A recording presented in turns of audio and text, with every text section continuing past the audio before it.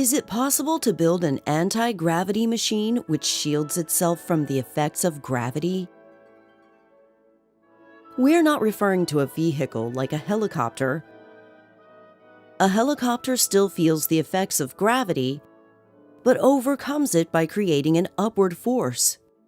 The upward force is the result of an equal and opposite downward force on the air molecules.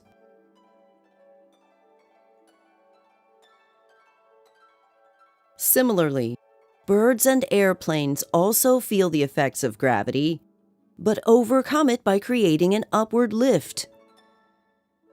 For both birds and airplanes, the upward lift on the wings is associated with the downward deflection of the air. Any existing or future vehicle, which creates an upward force to overcome gravity, is not really an anti-gravity machine, since the effects of gravity are still being felt.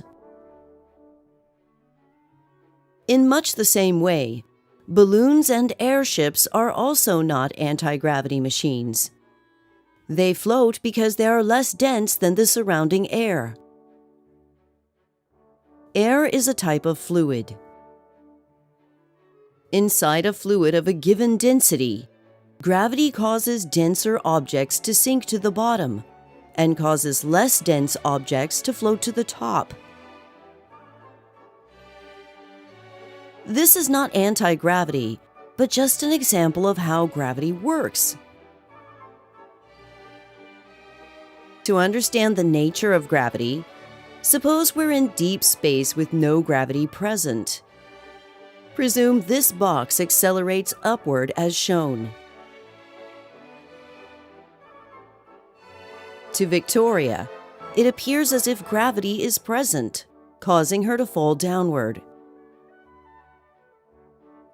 Albert Einstein's general theory of relativity states that it's impossible to distinguish uniform acceleration from a uniform gravitational field.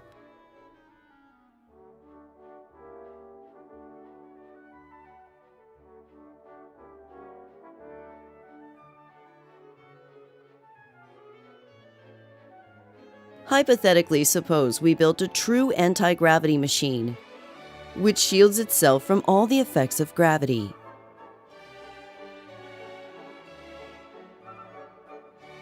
If there is a gravitational field present, the anti-gravity machine would not accelerate.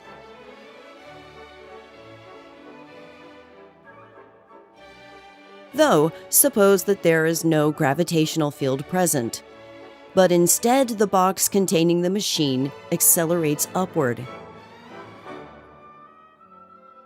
The anti-gravity machine would be forced against the floor of the box as shown. This means that it would be possible for someone inside the box to differentiate uniform acceleration from a uniform gravitational field. Therefore, the existence of an anti-gravity machine would violate Albert Einstein's general theory of relativity. Here's another way to look at it. If a box is falling in a uniform gravitational field, Albert Einstein's general theory of relativity says that Victoria should feel weightless, and she should not be able to tell that gravity is present.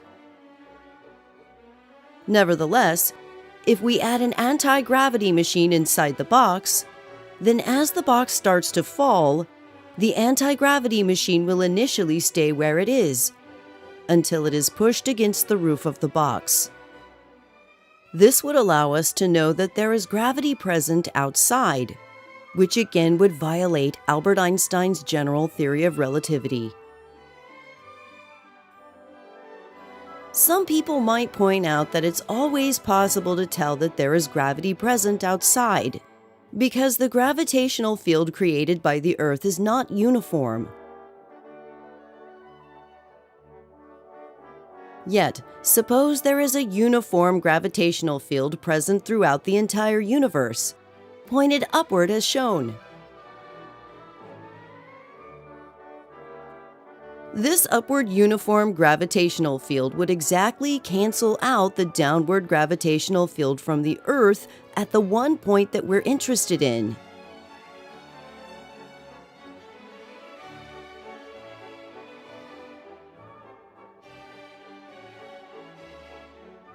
From this perspective, a particle at this one point is not undergoing any acceleration at this moment in time. Instead, the upward uniform gravitational field present throughout the entire universe is causing the Earth to accelerate upward towards the point. There is no experiment we can perform to prove that this is not the case. It is in this sense that general relativity says that it's impossible to tell if there is a gravitational field present at any particular point. One of the consequences of this is that, in the absence of air resistance, in a given gravitational field, all objects must fall with the same acceleration, regardless of their mass.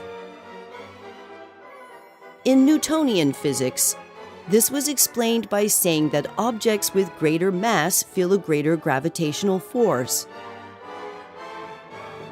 Victoria feels weightless in a box falling directly downward, for the same reason she feels weightless in a box orbiting the Earth.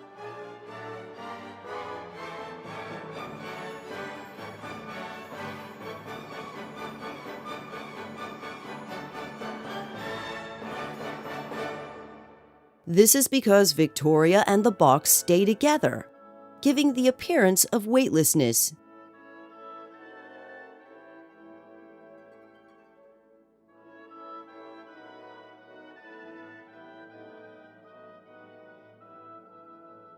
General relativity says that Victoria and the box stay together because they both follow the same straight line through curved space-time. In general relativity, gravity is not a force. A straight line on a curved surface is called a geodesic.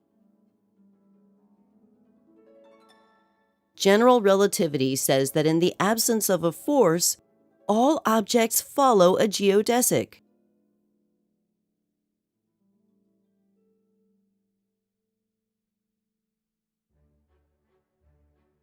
This is another way of understanding why an anti-gravity machine is not possible according to general relativity.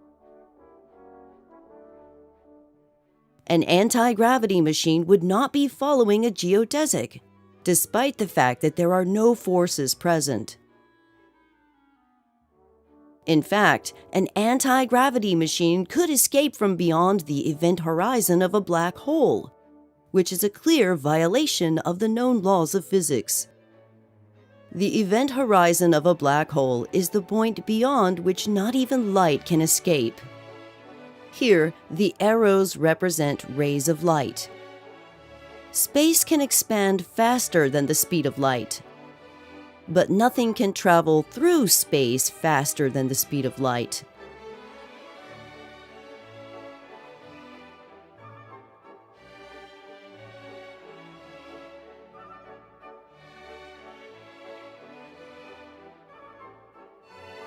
Therefore, since light can't escape from beyond the event horizon of a black hole, neither can anything else.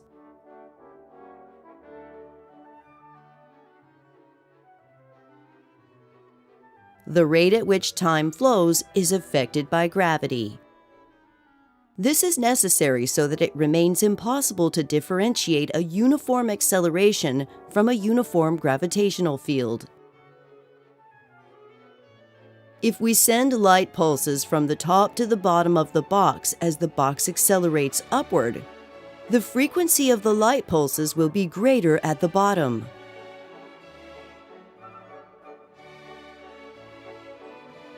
From the perspective where the box is standing still and there is a gravitational field present, the gravitational field causes time to flow slower at the bottom, causing the clocks at the bottom to measure a greater frequency for the light pulses. In both cases, the frequency of light pulses is greater at the bottom of the box than at the top. And we can't tell the difference between uniform acceleration and a uniform gravitational field. In a uniform gravitational field, different clocks will move at different rates, depending on their distance from each other, along the direction of the gravitational field. In a uniform gravitational field, different clocks will move at different rates, depending on their distance from each other, along the direction of the gravitational field.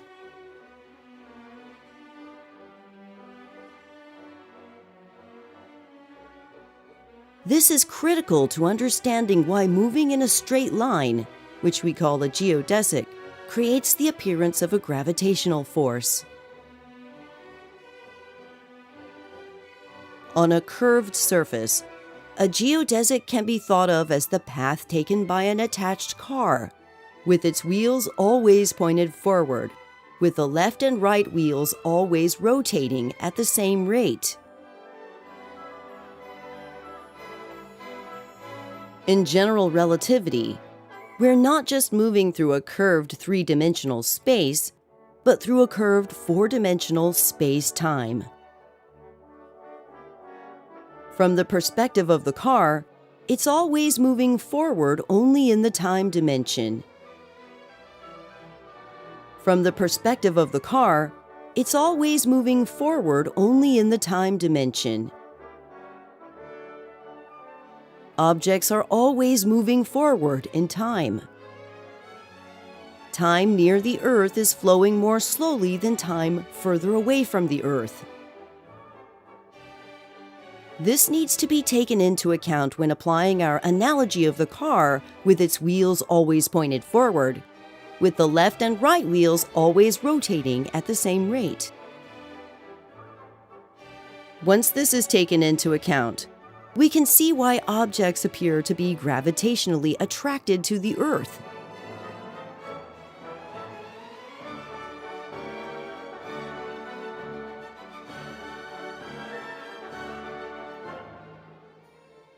Images and descriptions like these are only analogies and are never the complete full story. To understand the full story, it's necessary to understand Einstein's field equations. This is covered in the video titled, Einstein's Field Equations of General Relativity Explained. Special thanks to all the people supporting this channel on Patreon. Your support is very much appreciated.